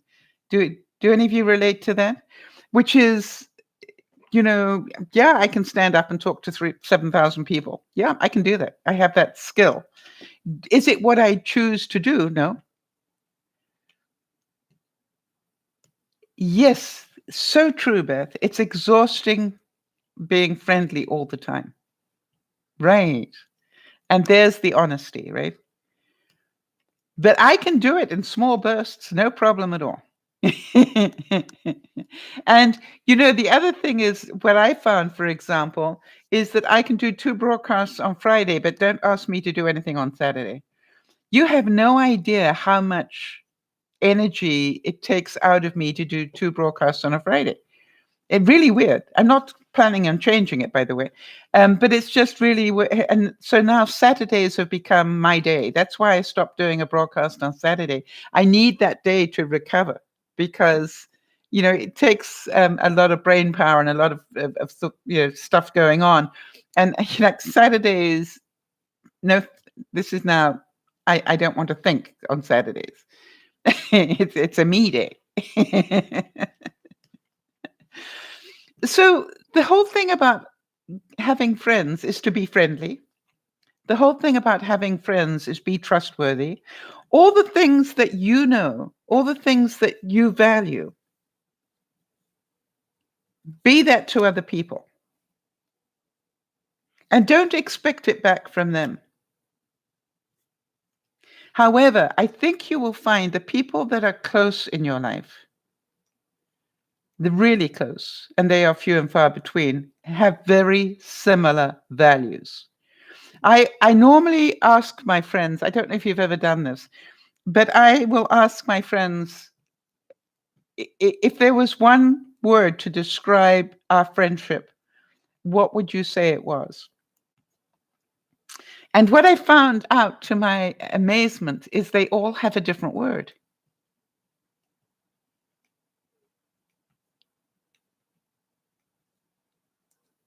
Um, Yvonne told me that the word for her was respect, right? That she really learned that I respect her and her space and her beliefs or whatever. And but then she learned that she also needs to give me the same respect. Does that make sense? So, for example, she will need to park a car behind my car, but she will actually phone me and say, Sal, I've just put my car behind yours for a second because of this, that, and the other. She doesn't want me coming out and finding that she has disrespected my space. Does that make sense? And it's a really interesting thing. And I go, no problem, honey, no problem. We have certain days when we do the laundry, right? And because she works, and so we've got this whole plan where I will do my laundry on these days and she does her laundry on these days and times. And every now and then life will need us to change over. But we never presume it's okay. We will always talk to one another. All right. And it's really important that you find out what the word is that people see you as. Um, Nana, I would think my word for you would be caring, because you always care. This is for me. You always care to make sure that things like, did I disconnect the chat or whatever? You care about stuff. And I am so appreciative of that, and I will go in to disconnect the chat and something will happen and I'll get distracted and I clean forget to go back. And so I love it that you always care to check on that for me. So to me, that takes great friendship, that you will take the time to check on it. Yes, your manager says, Beth, that it's like you give off a big aura around you that draws people to you. All right. Yeah. And I think you do. And you have a stunning smile and you care about people. People can feel that. Well, Nana, that's my experience of you. And all right, what would your word be for me then, Nana? Because what I'm saying is that it's different things for different people. And it's not what Nana says, it's what she does, right? She can tell me 1,000 ways to Sunday that she likes me, but she proves it to me. When I say she likes me, I don't mean like that way, but she cares about DearMamaSal as an entity. Why? She shows me that. And she'll give me a heads up. Hey, do you know you forgot to disconnect the chat? If I think about Jody or Lauren or any of you regulars, you all show me that you want to continue to learn and that you like this way of learning. Why? You're still here. And so, it's like, I believe, truth. So your word for me would be truth. Whoa, that's a good one. Thank you, Nana. So do you understand that it's really what people do, not what they say, that that is important. Okay, so Beth's saying she has several words for me. Yeah. Several words. I can imagine Beth. Right. But what she says is when I hear her voice in my head, it's calming, strong, and powerful. Well, the good thing is that I can be that voice in your head for the rest of your life, Beth. And hopefully, after I'm long gone, you'll still hear me. All right. And Nana's saying caring as well. Yeah. I think, to me, what we do in life shows people who we are, not what we say we do. And I'd like to believe that consistency is something I'm known for, right? It's like, how many of you, in the 6 years we've been doing this, how many broadcasts have I missed? All right. And this is like, even when I've not been well, how many have I missed? And there have been a couple when I've been away, and I will let you know that I'm going to be away and I can't do a broadcast. But I think you all know that I will overcome a lot of things, um, and stay consistent on the broadcasts. And my friends know, don't try and get hold of me on a Friday because I'm not available. And I'm not available on Sundays either, because those are the days for my Dear Mama Sal people. And my friends know that. Any day you like, but don't make it Sunday or Friday. And so to me, it's about be consistent. Do I have to keep telling my people that? No, I don't have to keep telling them that. They know. All right. So Jody is saying, she would say integrity, authenticity, and thoughtfulness. I would have a problem with my intent is good on thoughtfulness, but boy, I lose it. I like to think that Jody helps me a great deal with my thoughtfulness. She reminds me of stuff. So we can't do this on our own either. Erin says, what about me? What's your word for me? Oh, Erin, strength, courage, and pink, right? But most of it is, I want to tell you that whenever I struggle, you actually are a role model in so many ways, Erin.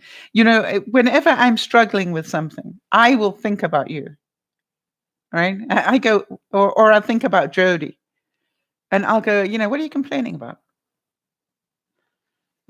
Really? Has your body exploded to twice the size as Jody's has through lymphoderma? No. Or are you able to move? Your muscles may not be working well, but are you able to move a darn sight more than Erin? Yes. Then be grateful and get on with your life. So, I look at it, Erin, and you are to me, whether you like it or not, and I know you don't like it when I tell you this, but you really are a great role model to me about, stop complaining and just get on with it. Do the best you can with what you got. And I have to, some of you know, I started Tai Chi recently, because I've always wanted to try and do Tai Chi. And, I'm doing the 10 basic moves. And one of the 10 basic moves requires that you stand on one leg, for a split second, not very long. And, I can't do that without holding on to something half the time. But you know what I keep telling myself, Erin? And forgive me for this one. Whenever I struggle to do it, I go, keep practicing, you will do it, which is a darn sight more than Erin probably will be able to. So be grateful that you can stand on a leg for a split second. Don't complain about it. Just keep doing it until you build the core strength back so that you can do it, because Erin can't. And it's things like that, Erin, that you are an incredible leveler for me. Yes, and Jody, I love the humor thing. To me, it's like, if you meet Erin, she is so funny. So humor, I think, for a lot of us keeps us going. All right, humor for a lot of us is what draws us to one another. And I don't think that in friendship I require anybody to be perfect. I actually like my friends, a little bit not perfect. How about the rest of you? I don't need my friends to be perfect. I need them to be normal, well above normal. But I don't need perfection in my friends. I need people who can laugh at themselves, because then they can laugh with me, not at me. I need people who can,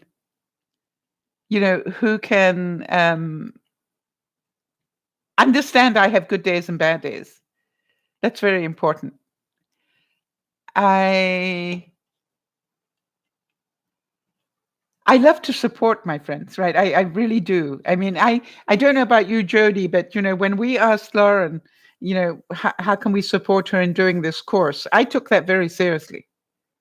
Beth, I don't know whether you know it or not, but I was saying earlier before you arrived that this business that you said about reading the book. My way of supporting you was that I actually downloaded a book and tried to do it to see how difficult it was. So that I would understand how difficult it was for you, because I know that you're an Energizer bunny.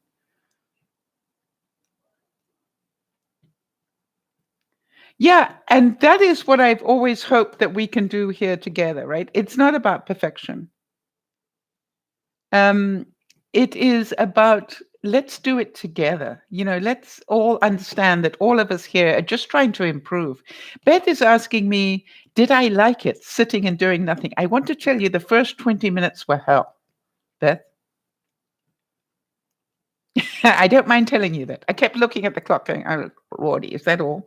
And then I'd read a bit more and I go, oh, God. And then I'd read a bit more and go, is this going to take forever? And, you have no idea, Beth, how long an hour is. But I did notice that in the last 20 minutes, the time flew by because I was really in the present. And I think it took me 20 minutes to get settled. I then had another 20 minutes where I was sort of in and out. And then the last 20 minutes, I was totally reading. And boy, I can read quite fast when I'm going. And, so I wanted to make sure I understood what you were trying to do. I know I didn't have to, but that's why I did it. And so let me know what happens to you. Because I want to tell you something, sitting down and doing nothing but read for an hour in today's reality is very difficult to do. Did anybody else try it, or was it just me?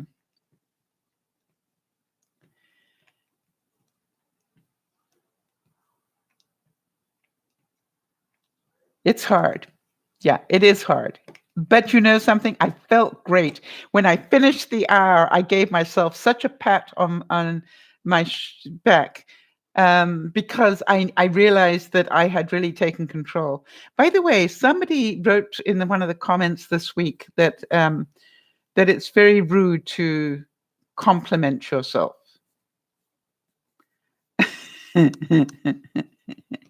I don't know about you, but when I manage to sit and read and not get up and do something else or turn on the computer or watch television, when I actually sit and read for 1 hour and I know how much trouble that is for me, I give myself a pat on the back, and I don't think that is wrong.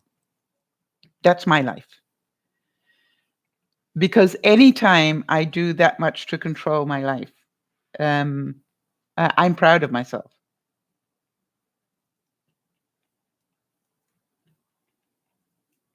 So to me, it is like we said at lunchtime, all right, we're all taking steps in the right direction. I think that we all need to look at our friendships and go, if I'm lonely, I need to do something to make some more friends. I don't need to sit and complain about it. I need to do something.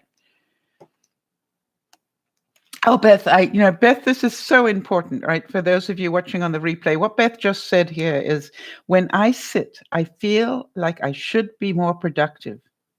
but sitting and reading is productive for my brain and body to relax.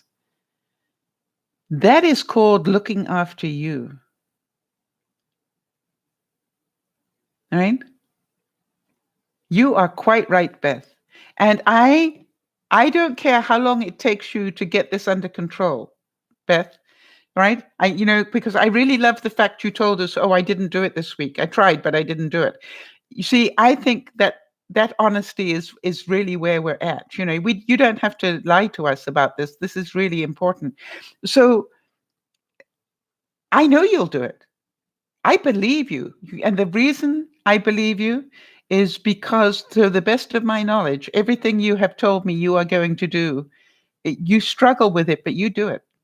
You actually keep your word very well, Beth.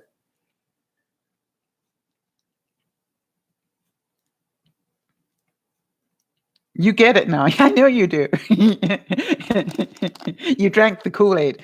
All right. So yes, Lee's making a very good point. Lee is saying that is because we were probably taught that self-pride is wrong. All right. Whoever this person is that's criticizing me about the fact that I gave myself a pat on the back on something. Yeah. Here's the thing. A year ago, I didn't know how to make jewelry. Or turn it around the right way. I didn't know how to make jewelry. A year ago, I didn't know how to paint. It's like, well, I didn't know how to paint like this. So, I look at it and I go, I think I'm entitled to pat myself on the back. That is not being egotistical. It's like I am actually stunned. When I look at that and I go, a year ago, I couldn't do that. So is that being egotistical? I don't think so. Jody, I've got a present. Hang on a second. Just one second.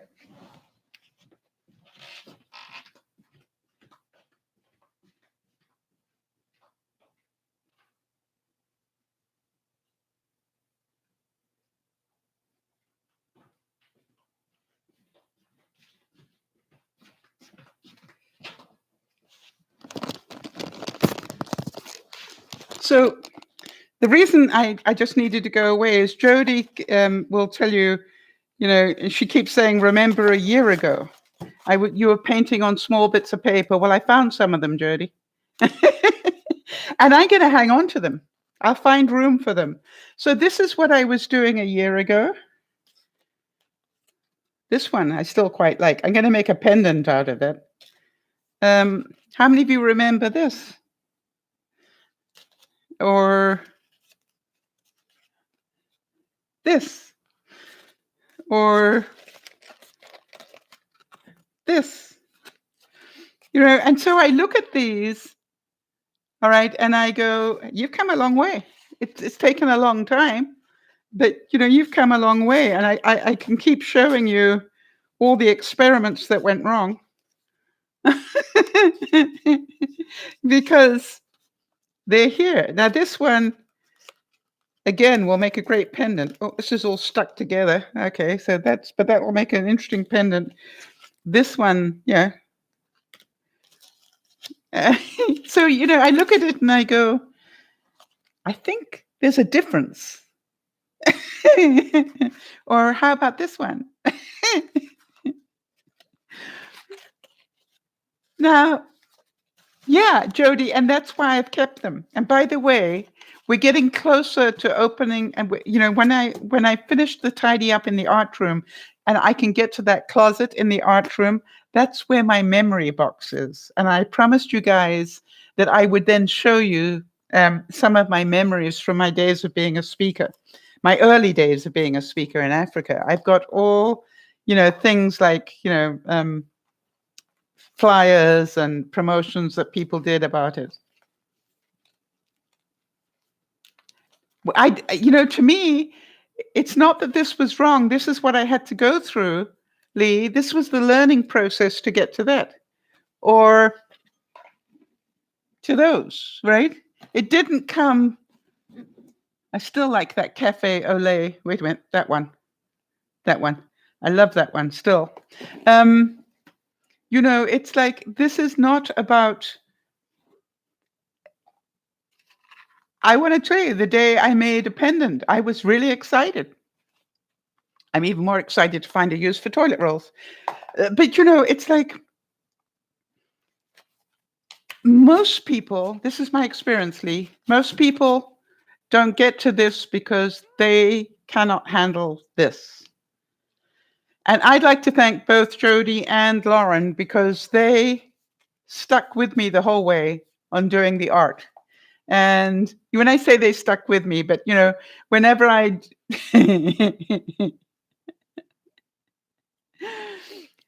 do I have a video of making the pendants? No. Well, I hope in your own way, Jody, that you can live this with me, right? And Jody will tell you, and I think it's interesting, um, that my biggest fear was actually to do a painting on canvas. What a waste of money, right? Now, Nana is a beautiful artist in her own right, and she's does wonderful work. It's just different, right? So it's not about that the art is better or worse than anybody else's. This is just my art, right? And it gives me great pleasure to do it. Great pleasure. And also, as Beth was saying, Beth, it takes me as much discipline to sit down and do my art today because I feel guilty that I should be packing or downsizing or whatever. So, Beth, I give you a commitment that I will spend at least 1 hour sitting down and painting this week. How's that? That is my commitment to you, Beth. I will also raise you. I will also sit down and read for 1 hour. Because both of those have got to do me good. I want to tell you something, Jody. I've been thinking about this. Wait.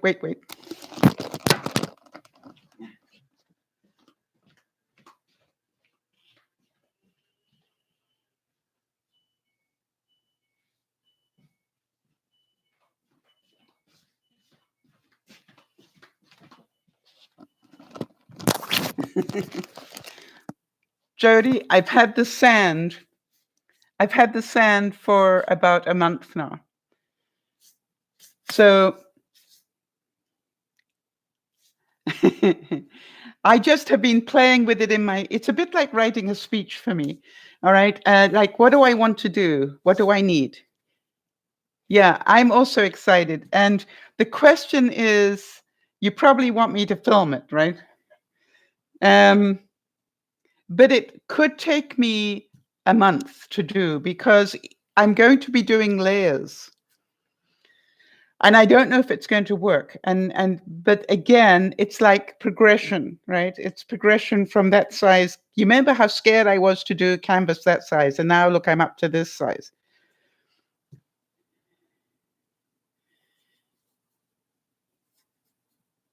Yes, Beth. You see, my grandson painted something in school for me, and I don't know what the heck it is, but I framed it, and I will cherish it forever. His first artwork he made me.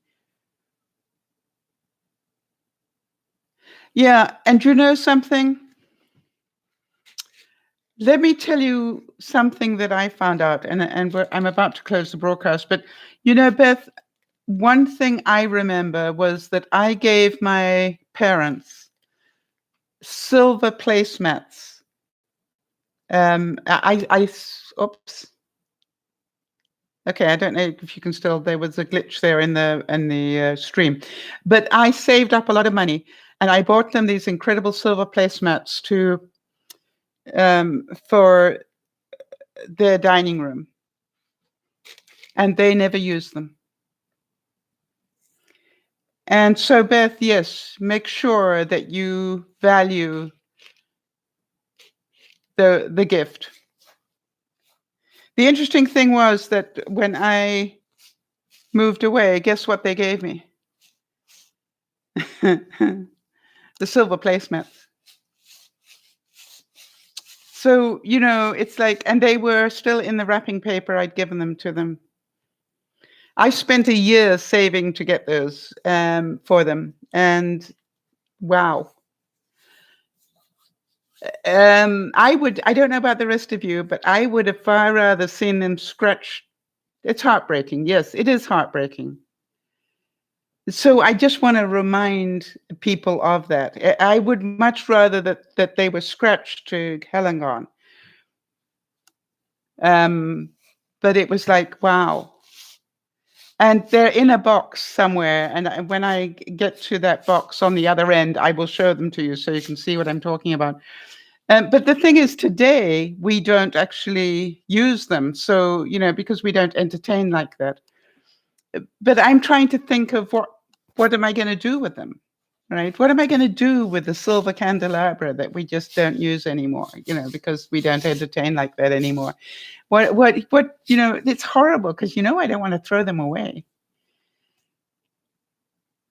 So part of it is, I could sell them online, but it's difficult. It's really difficult.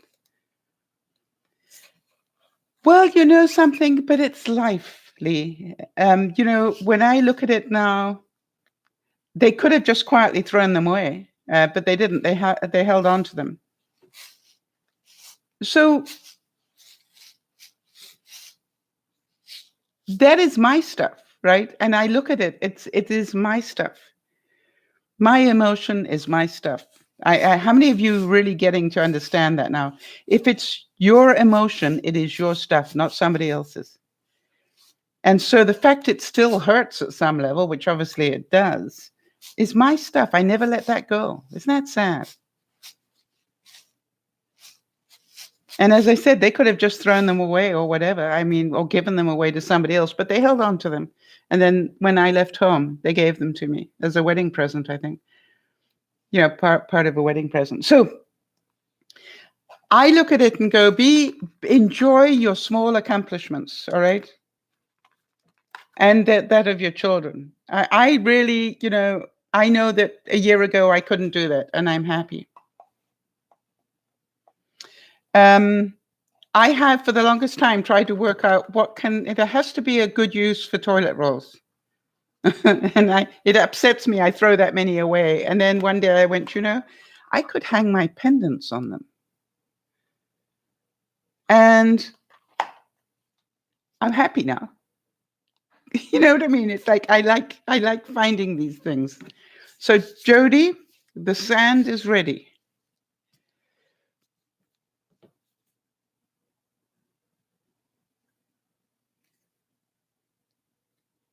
Wow, isn't that the truth, Lee? Wow. Lee just said, at the same time, if they weren't that way, it could have made it harder for you to move far, far away. Yes, and something, Beth? That's what I was thinking about. We need to talk a bit more about what you all do to reuse. We haven't, we did that one broadcast about reusing things. You use them to put your hair accessories in. Yeah. Good. You know what I did this afternoon after the broadcast we did at lunchtime? I was talking about downsizing things like my spices and herbs. I took all my herbs and I put them in plastic bags and put all of the plastic bags into one container. So I got them all. They're still all there, but they're all downsized into one container. And now the next thing is my spices. I will do that another day. So it's a little bit more effort to get to them.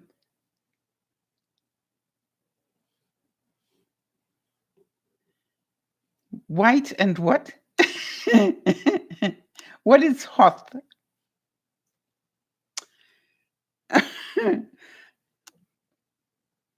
I'm trying to think what that word is.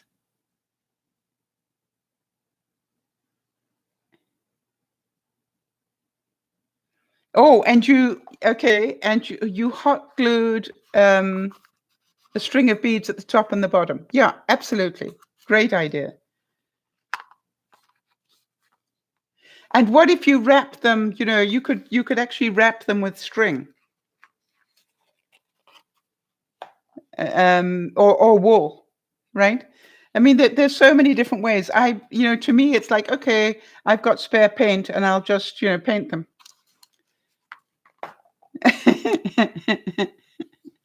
So wrapped in ribbon, great idea. And by the way, they actually will make great wrappers for sending pendants in the mail. I just will flatten them, right? Because it's good cardboard. So, you look at it and you go, actually, that's what we should do. We're going to do that, guys. Maybe next Friday evening, especially if Jody reminds me. Why don't we take all sorts of things and work out how many uses can we find for this thing? All right, let's get really creative and say, okay, fine, this is what it is. How many uses can you think of for this? What do you think? And if you can, come up with your own items so that I don't have to do all the work around that. Come up with some ideas where you're going, I've always wanted another use for this, and let us know what it is, and we'll do that. For example, I found a great use for wire coat hangers. Lots of uses. How many of you have done that? So I think that would be a fun broadcast. What do you think?